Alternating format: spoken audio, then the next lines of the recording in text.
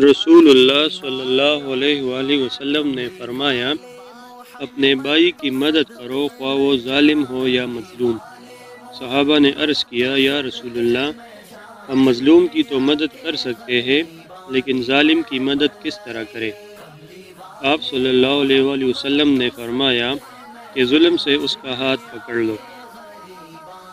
رسول اللہ صلی اللہ علیہ وآلہ وسلم نے فرمایا، الکوثر جنت میں ایک نہر ہے، اس کے دونوں کنارے سونے کے ہیں، اس کا پانی کا گزر موتیوں اور یاقوت پر ہوتا ہے، اس کی مٹی مشک سے بھی زیادہ خوشبودار ہے اور اس کا پانی شہد سے بھی زیادہ میٹھا ہے اور برف سے بھی زیادہ سفید ہے۔ نبی کریم صلی اللہ علیہ وآلہ وسلم نے فرمایا، اے امت محمد، اللہ کی قسم، اگر تم وہ جانتے جو میں جانتا ہوں تو تم زیادہ روتے اور کم ہنستے۔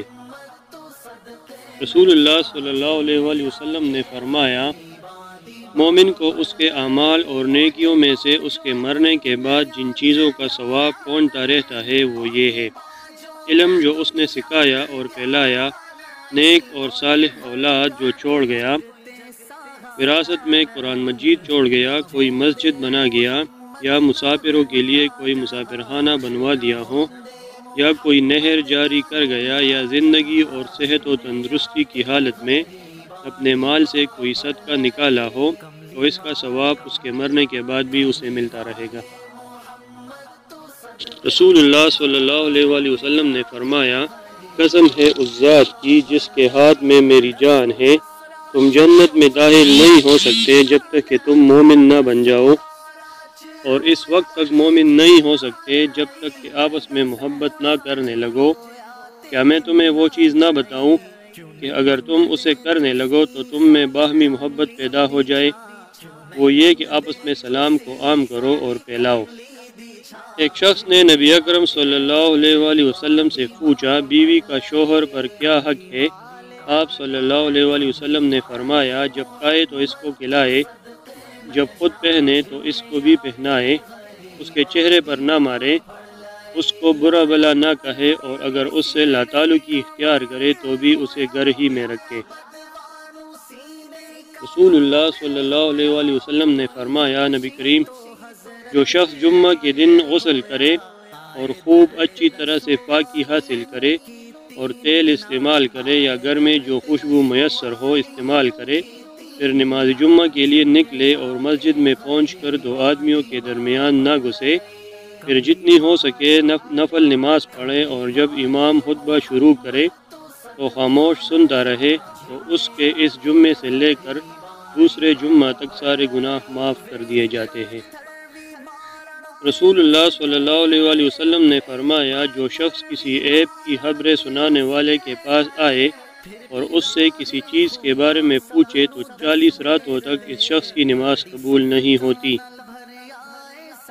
نبی کریم صلی اللہ علیہ وآلہ وسلم نے فرمایا، میں چاہتا ہوں کہ اپنے بھائیوں کو ملو۔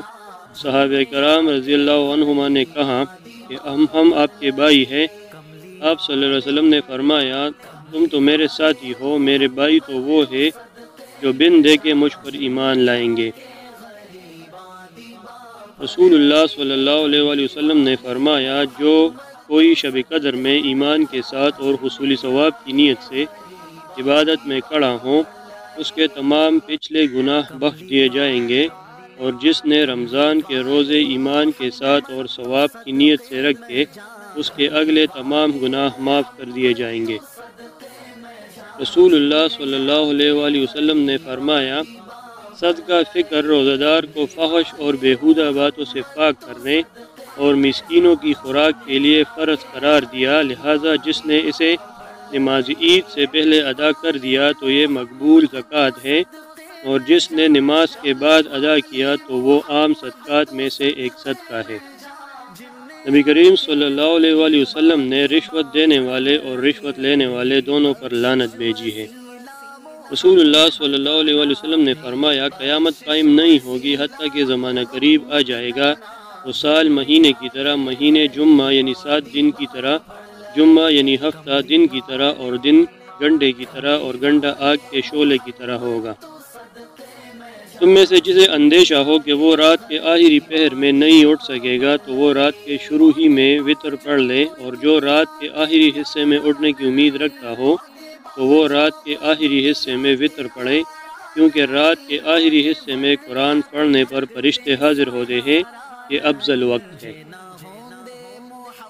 نبی اکرم صلی اللہ علیہ وآلہ وسلم نے فرمایا، رب کی رضا والد کی رضا میں ہے اور رب کی ناراضگی والد کی ناراضگی میں ہے۔ رسول اللہ صلی اللہ علیہ وآلہ وسلم نے فرمایا، کوئی لڑکا اپنے باپ کا احسان نہیں چکا سکتا سوائے اس کے کہ اسے یعنی باپ کو غلام پائے اور خرید کر آزاد کر دے۔ حضرت عمر رضی اللہ عنہ نے اللہ کی راہ میں سواری کے لیے ایک گھوڑا دیا، پھر انہوں نے اسے دیکھا کہ فروخت کیا جا رہا ہے تو انہوں نے اس کو خریدنے کا ارادہ کر لیا۔ پھر نبی اکرم صلی اللہ علیہ وسلم سے پوچھا تو رسول اللہ صلی اللہ علیہ وآلہ وسلم نے فرمایا، اے عمر، اپنا صدقہ واپس مت لو۔ رسول اللہ صلی اللہ علیہ وآلہ وسلم نے فرمایا، دعا کے سوا کوئی چیز تقدیر کو نہیں ٹالتی اور نیکی کے سوا کوئی چیز عمر میں اضافہ نہیں کرتی ہے۔ رسول اللہ صلی اللہ علیہ وآلہ وسلم نے ارشاد فرمایا، دو نعمتیں ایسی ہیں جن میں اکثر لوگ اپنا نقصان کرتے ہیں، ایک تندرستی اور دوسری فراغت۔ رسول اللہ صلی اللہ علیہ وآلہ وسلم نے فرمایا، کچھ لوگ بیٹھ کر اللہ کا ذکر کرتے ہیں تو فرشتے انہیں گھیر لیتے ہیں، رحمت انہیں ڈھانپ لیتی ہے، ان پر سکینت نازل ہوتی ہے اور اللہ اپنے ہاں فرشتوں کے پاس اس کا تذکرہ فرماتا ہے۔ حضرت عقبہ بن عامر رضی اللہ تعالیٰ عنہ سے روایت ہے کہ رسول اللہ صلی اللہ علیہ وآلہ وسلم نے مجھے فرمایا، پڑھ۔ میں نے عرض کی، کیا پڑھوں؟ آپ صلی اللہ علیہ وسلم نے فرمایا، قل هو اللہ احد، قل اعوذ برب الفلق اور قل اعوذ برب الناس۔ پھر آپ نے یہ صورتیں پڑھی اور فرمایا، لوگوں نے ان جیسی صورتوں کے ساتھ اللہ تعالیٰ کی پناہ حاصل نہیں کی، یا لوگ ان جیسی صورتوں کے ساتھ پناہ حاصل نہیں کریں گے۔ رسول اللہ صلی اللہ علیہ وآلہ وسلم نے فرمایا، جس نے گمراہی والا کوئی رستہ وضع کیا اور پھر اس کی پیروی کی گئی تو اس پر پیروی کرنے والوں کے گناہ کے برابر گناہ ہوگا، جبکہ ان کے گناہوں میں کوئی کمی واقع نہ ہوگی۔ اسی طرح جس نے ہدایت والا کوئی راستہ جاری کیا اور پھر اس کی پیروی کی گئی تو اس پر پیروی کرنے والوں کے اجر کے برابر اجر ہوگا، جبکہ ان کے اجر و ثواب میں کوئی کمی واقع نہیں ہوگی۔ رسول اللہ صلی اللہ علیہ وآلہ وسلم نے فرمایا، قرآن اس وقت تک پڑھو جب تک تمہارے دل اس پر متوجہ ہو، اور جب تمہارے خیالات منتشر ہو جائے تو پھر اسے پڑھنا چھوڑ دو۔ رسول اللہ صلی اللہ علیہ وآلہ وسلم نے فرمایا، جس نے چاندی کا عطیہ دیا یا دودھ کا عطیہ دیا یا کسی کو راستے کی رہنمائی کر دی تو اس کو ایک گردن آزاد کرنے کا ثواب ملے گا، اور جس نے لا الہ الا اللہ وحدہ لا شریک لہ لہ الملک و لہ الحمد وہو علی کل شیء قدیر کہا، وہ بھی ایک گردن آزاد کرنے والے کی طرح ہوگا۔ رسول اللہ صلی اللہ علیہ وآلہ وسلم نے فرمایا، جب رسول اللہ صلی اللہ علیہ وسلم کسی کو یاد فرماتے تو اس کے لیے دعا فرماتے اور پہلے اپنے لیے کرتے۔ نبی اکرم صلی اللہ علیہ وآلہ وسلم نے فرمایا، جنت میں آدمی کا درجہ بلند کیا جاتا ہے، وہ کہتا ہے یہ کس وجہ سے ہوا؟ اسے کہا جاتا ہے تیری اولاد کے تیرے لیے دعائے مغفرت کرنے کی وجہ سے۔ رسول اللہ صلی اللہ علیہ وآلہ وسلم نے فرمایا، اللہ تعالیٰ فرماتا ہے، میں اپنے بندے کے ساتھ ہوتا ہوں جب وہ میرا ذکر کرتا ہے، اور میرے ذکر کے ساتھ اس کے ہونٹ حرکت کرتے ہیں۔ رسول اللہ صلی اللہ علیہ وآلہ وسلم نے فرمایا، دنیا کو احسن طریقے سے حاصل کرو، کیونکہ جو شخص جس چیز کے لیے پیدا کیا گیا ہے اس کے لیے اسے آسانی دی گئی ہے۔ نبی اکرم صلی اللہ علیہ وآلہ وسلم نے عمر رضی اللہ عنہ پر ایک سفید کپڑا دیکھا تو فرمایا، تمہارا یہ کپڑا نیا ہے یا دھویا ہوا ہے؟ حضرت عمر رضی اللہ عنہ نے کہا، یہ دھویا ہوا ہے، اور ایک روایت میں ہے کہ یہ نیا ہے۔ آپ صلی اللہ علیہ وآلہ وسلم نے فرمایا، نیا کپڑا پہنو، سہولت والی زندگی گزارو اور شہادت کی موت پاؤ۔ رسول اللہ صلی اللہ علیہ وآلہ وسلم نے فرمایا، جس شخص نے مجھے خواب میں دیکھا تو اس نے مجھے ہی دیکھا، کیونکہ شیطان میرا روپ نہیں دھار سکتا۔ رسول اللہ صلی اللہ علیہ وسلم نے فرمایا، جمعے کا دن 12 گھنٹے ہے، ان میں سے ایک وقت ایسا ہے کہ اس میں جو شخص بھی اللہ تعالیٰ سے کوئی چیز مانگتا پایا جائے، اللہ تعالیٰ اسے ضرور وہ چیز دے دیتا ہے، تو تم اس وقت کو عصر کے بعد آخری گھنٹے میں تلاش کرو۔ حضرت اسامہ بن زید رضی اللہ تعالیٰ عنہ بیان کرتے ہیں، نبی اکرم صلی اللہ علیہ وآلہ وسلم مدینے کے کسی بلند مکان پر چڑھے تو فرمایا، کیا تم دیکھ رہے ہو جو میں دیکھ رہا ہوں؟ انہوں نے عرض کیا، نہیں۔ فرمایا، بے شک میں فتنے دیکھ رہا ہوں جو تمہارے گھروں میں بارش کے قطروں کی طرح داخل ہو رہے ہیں۔ نبی اکرم صلی اللہ علیہ وآلہ وسلم نے فرمایا، جو وہ شخص ہم میں سے نہیں ہے جو نوحہ کرتے ہوئے یعنی اپنے رخسار پیٹے، گریبان پاڑ ڈالے اور جاہلیت کی پکار پکارے۔ رسول اللہ صلی اللہ علیہ وآلہ وسلم نے فرمایا، جس کا وضو نہیں اس کی نماز نہیں، اور جو شخص وضو کے شروع میں اللہ کا نام نہ لے یعنی بسم اللہ نہ پڑھے، اس کا وضو نہیں۔ رسول اللہ صلی اللہ علیہ وسلم نے فرمایا، حلال کاموں میں اللہ کا ناپسندیدہ ترین کام طلاق دینا ہے۔ رسول اللہ صلی اللہ علیہ وآلہ وسلم نے فرمایا، انسان گھر میں جو نفلی نماز پڑھتا ہے تو وہ نور ہے، اس لیے جو چاہے اپنے گھر کو منور کر لے۔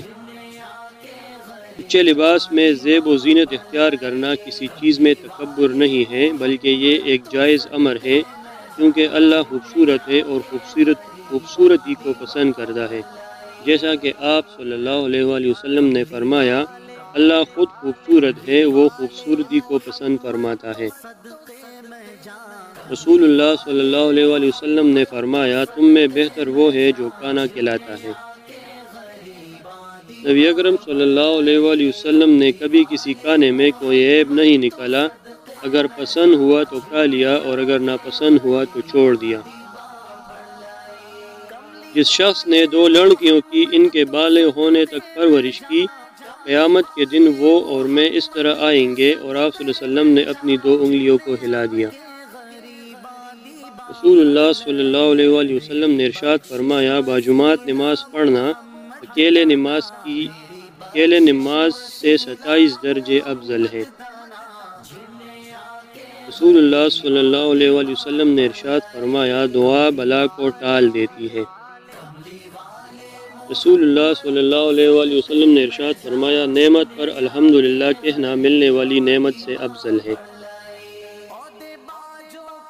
نبی کریم صلی اللہ علیہ وآلہ وسلم نے فرمایا، جسے پسند ہے کہ اس کی روزی میں فراخی ہو اور اس کی عمر دراز کی جائے، تو وہ صلہ رحمی یعنی رشتوں کو جوڑ کے رکھنا اور توڑنے سے بچنا کیا کرے۔ رسول اللہ صلی اللہ علیہ وآلہ وسلم نے فرمایا، میں نے کبھی قبر سے زیادہ ہولناک کوئی چیز نہیں دیکھی۔ رسول اللہ صلی اللہ علیہ وآلہ وسلم کا فرمان ہے، اپنے بھائی سے مسکرا کر ملنا تمہارے لیے صدقہ ہے، اور نیکی کی دعوت دینا اور برائی سے منع کرنا صدقہ ہے۔ 2 آدمیوں کے درمیان گھس کر ان کی اجازت کے بغیر نہ بیٹھا جائے۔ رسول اللہ صلی اللہ علیہ وآلہ وسلم نے ارشاد فرمایا، جو آدمی اپنے دین، اپنی جان، اپنے اعمال اور اپنے گھر والوں کی حفاظت کرتے وقت مارا گیا تو وہ شہید ہے۔ رسول اللہ صلی اللہ علیہ وآلہ وسلم نے فرمایا، نظر سے اللہ کی پناہ مانگو، کیونکہ نظر کا لگنا ایک حقیقت ہے۔ نبی اکرم صلی اللہ علیہ وآلہ وسلم نے فرمایا، اللہ سے ڈرو اور اپنی اولاد کے درمیان انصاف کو قائم رکھو۔ اللہ کا ذکر کرنے سے شیطان دل سے ہٹ جاتا ہے۔ حضرت ابو ہریرہ رضی اللہ عنہ بیان کرتے ہیں کہ رسول اللہ صلی اللہ علیہ وآلہ وسلم نے فرمایا، اللہ تعالیٰ فرماتا ہے، ابن آدم خرچ کر، میں تجھ پر خرچ کروں گا۔ رسول اللہ صلی اللہ علیہ وآلہ وسلم نے ارشاد فرمایا، وہ جوان جس کی جوانی عبادت الہی میں گزری، اسے اللہ تعالیٰ روز محشر اپنے عرش کا سایہ عطا فرمائیں گے۔